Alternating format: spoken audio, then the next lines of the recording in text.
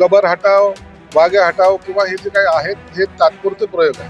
हे सर्व नागपूरची घटना ही सुनियोजित होती.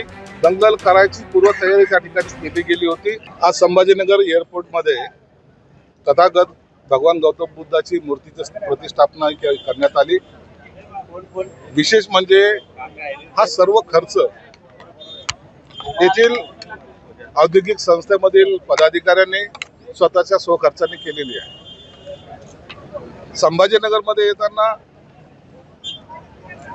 बुद्धाचा संदेश घेऊन या शहरामध्ये जा, हा कदाचित त्याचा सांगण्याचा उद्देश असावा. मग युद्ध नको, आम्हाला बुद्ध हवा, याची खरी प्रेरणा या शहरापासून आता महाराष्ट्रातील किंवा देशातील येणाऱ्या पर्यटकांना सुद्धा मिळेल अशी अपेक्षा आहे. या सगळ्या वातावरणामध्ये कबर हटाव, वाघाची कबर हटाव, या सगळ्या अशांत वातावरणामध्ये बुद्धाचा संदेश कितपत तुम्हाला गरजेचा वाटतो? बुद्धाचा संदेश हा नेहमीसाठी संदेश हा उपयोगाचा राहिलेला आहे. कबर हटाव, वाघे हटाव किंवा हे जे काही आहेत हे तात्पुरते प्रयोग आहेत, परंतु बुद्धाचा संदेश हा चिरकाल टिकणारा संदेश आहे. म्हणून त्याची आणि या सर्व घटनाची कुठेही बरोबरी केली जाते. अमित शहाच्या पलीकडे शिंदे सेनेला काहीच दिसत नाही, देश दिसत नाही.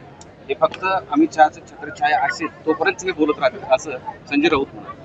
अरे, सत्तेमध्ये जे काय ज्यांच्याबरोबर अलायन्स केली असते त्यांच्याबरोबर राहावं लागतं आणि त्यांच्या नेतृत्वामध्ये जर महाराष्ट्राचं काही भलं होत असेल तर ते करून घ्यावं लागत असतं. तुमच्यासारखं ज्यांच्या बरोबर राहायचं नाही त्यांच्याबरोबर तुम्ही राहतायत. शरद पवार आणि राहुल गांधीसाठी बरोबर तुमचा झालेला निकाह हा आता देशाने पाहिलेला आहे, जगाने पाहिलेला आहे. दिशा सालियन आणि हे निकाह तुम्हाला आवडत असेल तुम्ही तिकडे संसार करा.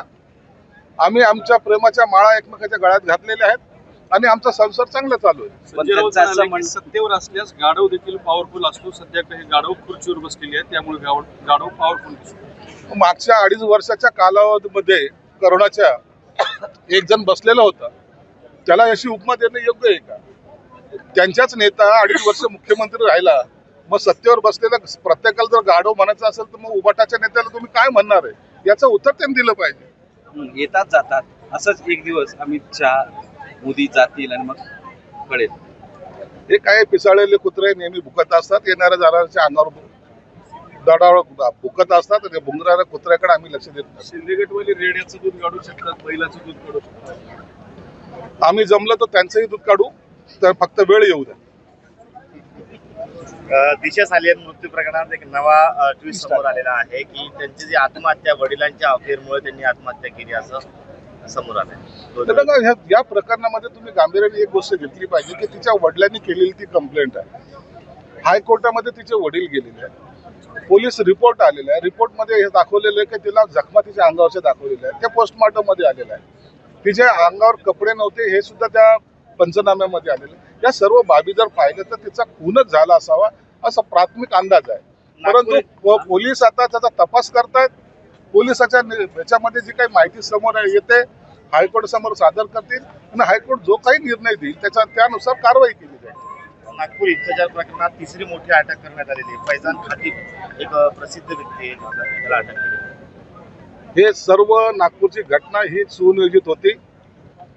ज्या ठिकाणी दंगल झाली तो सगळा भाग मुस्लिम बाहुबल्याचा होता. दंगल करायची पूर्वतयारी त्या ठिकाणी केली गेली होती. पेट्रोल बॉम्ब असतील, दगड असतील, हत्यारं असतील त्या ठिकाणी एका तासामध्ये जमा होत नव्हते आणि म्हणून या दंगली मागे कोण कोण आहे याचा पोलीस तपास करताय आणि त्यांना निश्चित अटक केली जाणार आहे. सगळं हे तुमचं ठाकरे ब्रँड संपवण्यासाठी सुरू आहे, चालू आहे आणि त्यासाठी तुम्ही मोदी ठाकरे ब्रँड संपलेला आहे. बाळासाहेबांची शिवसेना जिवंत आहे, बाळासाहेबांचे विचार जिवंत आहे.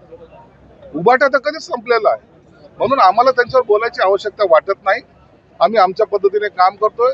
शिवसेना प्रमुखाचे विचार पुढे घेऊन जाण्याचा जो आमचा निर्धार आहे त्याला कुठे आडवं आलं तर त्याला आडवं करण्याची ताकद सुद्धा आमच्या. बलात्कारी आसाराम बापूचं चंद्रकांत खैरेंनी समर्थन केले. ते म्हणतात त्यांचा संप्रदाय अजून संपलेला नाही. आरोप असले तरी फक्त त्यांचे आहेत आणि जंतर मंत्री तुम्ही त्यांच्यासाठी गेलो होतो वगैरे असं त्यांनी समर्थन केलं. कोणी असेल, कोणताही संत असेल, महात्मा असेल किंवा काही असेल, सर्वांनी ही राज्यघटना मानलेली आहे. त्यानुसार त्या कायद्याचं ते तंतोतंत पालन करतायत. शिक्षा जरी झाली असेल तरी आसाराम बापूंनी कधी केव्हा काही असं बोललेलं नाही की मला चुकीचं केलं.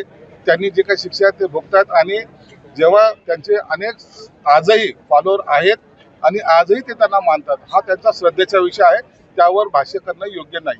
महानगरपालिकेचा बजेट सादर केलं गेलं, करवाढ केली गेलेली नाही, लोकांना तो एक दिलासा आहे का? आणि पाणी पट्टी वाढवली जाईल पाणी दिल्यानंतर, असा स्टँड उभा. पाणीपट्टीबद्दलचे आता निर्णय घेऊ नये अशा आम्ही सक्त सूचना आयुक्तांना दिल्या होत्या.